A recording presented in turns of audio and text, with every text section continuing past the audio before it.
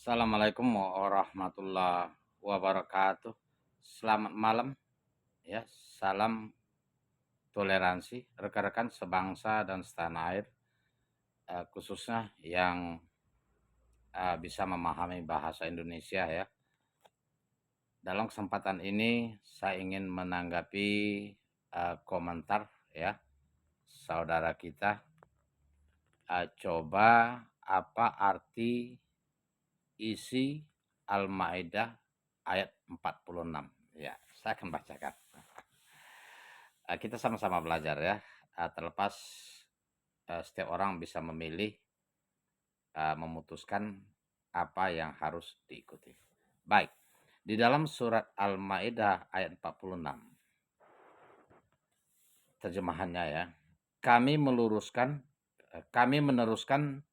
jejak mereka para nabi Bani Israel. Jadi Allah meneruskan jejak dahulu diutus nabi-nabi untuk Bani Israel dengan mengutus Isa putra Maryam yang membenarkan apa kitab suci sebelumnya. Jadi sebelumnya kitab Taurat. Kami menurunkan Injil kepadanya yang di dalamnya terdapat petunjuk dan cahaya. Jadi kitab suci dari Allah Subhanahu wa taala itu petunjuk dan cahaya. Yang membenarkan kitab suci sebelumnya, yaitu Taurat. Dan menjadi petunjuk serta pengajaran bagi orang-orang yang bertakwa. Nah, maksud yang bertakwa di sini orang-orang yang mengesahkan Allah. Orang yang menyembah Allah. Orang yang takut taat kepada perintah Allah SWT dan menjauhi apa yang dilarang sesuai yang tertulis di dalam Taurat sebelumnya dan Injil yang diturunkan kepada Isa putra Maryam. Nah, itu ya saudaraku maksud daripada surat Al-Maidah ayat 46. Selanjutnya di dalam surat ayat 47 ya. Hendaklah pengikut Injil memutuskan urusan menurut apa yang diturunkan Allah di dalamnya. Siapa yang tidak memutuskan suatu urusan menurut ketentuan yang diturunkan Allah, maka mereka itulah orang-orang fasik. Jadi kalau kita tidak mengikuti apa yang ada di dalam Injil yang diturunkan kepada Nabi Isa alaihissalam, yang isinya menyerukan menyembah Allah, taat atas perintah Allah, dan menjauhi apa yang dilarang. Ketika kita mengingkari, kita disebut fasik. Ya, keras hati, membatu, ingkar, lebih kurang begitu kan? Ya.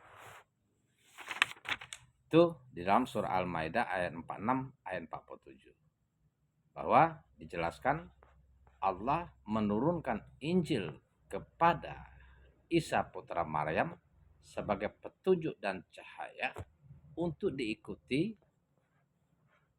dalam praktek kehidupan sehari-hari atas perintah Allah Subhanahu wa taala agar kita menjadi insan-insan yang bertakwa.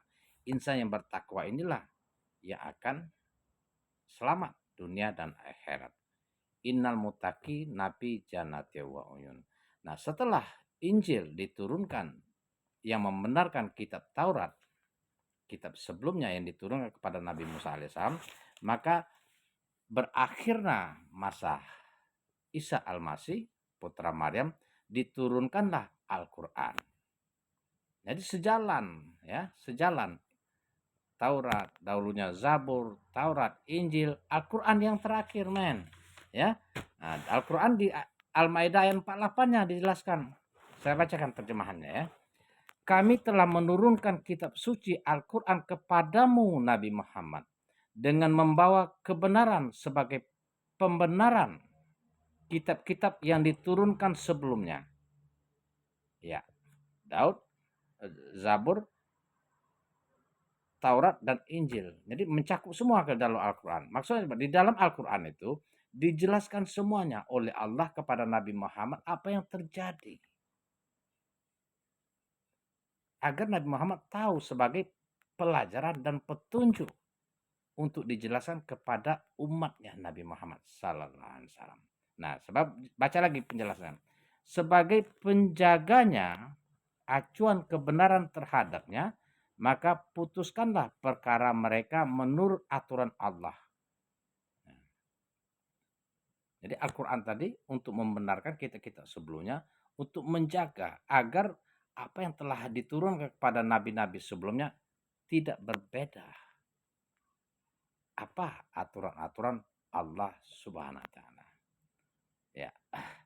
Dan janganlah engkau mengikuti hawa nafsu mereka dengan meninggalkan kebenaran yang telah datang kepadamu. Jadi orang-orang fasik tadi jangan sampai mengganggu tugas Nabi Muhammad SAW setelah datang kebenaran kepadanya.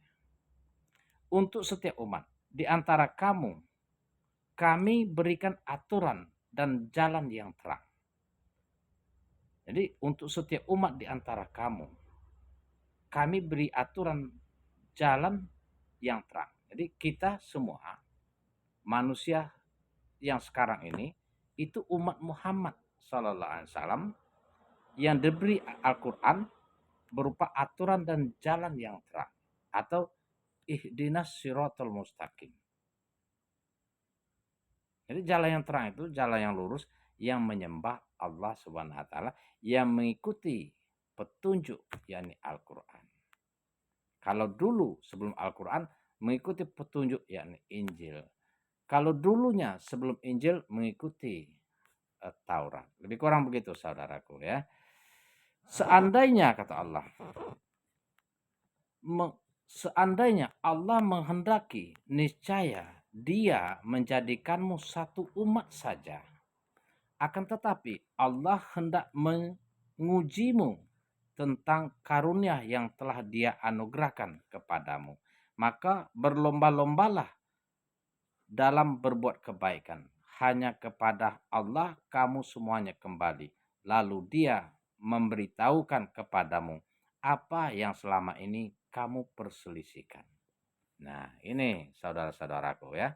Kita disuruh oleh Allah SWT berlomba-lomba untuk berbuat baik. Fastabaqul khairat. Kalau Allah menghendaki, niscaya Allah bisa saja membuat satu umat, satu pikiran. Sama dengan para malaikat. Tetapi kita diberi nafsu, diberi akal pikiran. Bisa memutuskan, ya. Tinggal mampu tak kita mengendalikan hawa nafsu kita. Allah jelaskan bahwa kita akan kembali kepadanya. Nah, apa yang maksud Allah? Bahwa Allah akan memberitahukan kepadamu apa yang selama ini kamu perselisihkan. Jadi setelah adanya Al-Quran, yang jadi perselisihan itu apa? Isa Al-Masih. Ya, dengan berbagai permasalahan yang timbul, ya. Ada pengikutnya dulu ingin minta hidangan dari langit lah gitu kan, untuk menguji bahwa Nabi itu benar-benar utusan Allah dan lain sebagainya. Banyak ya. Akhirnya ada yang mengatakan Nabi Isa dibunuh, disalib. Maka Allah beritahukan semuanya kisah-kisah itu di dalam Al-Quran. Maka dikatakanlah Nabi Isa alaihissalam tidak dibunuh dan tidak disalib. Semuanya ada dijelaskan di dalam Al-Quran. Mudah-mudahan menjadi petunjuk bagi kita. Selamat malam. Assalamualaikum warahmatullahi wabarakatuh. Salam toleransi NKRI harga mati. Semangat.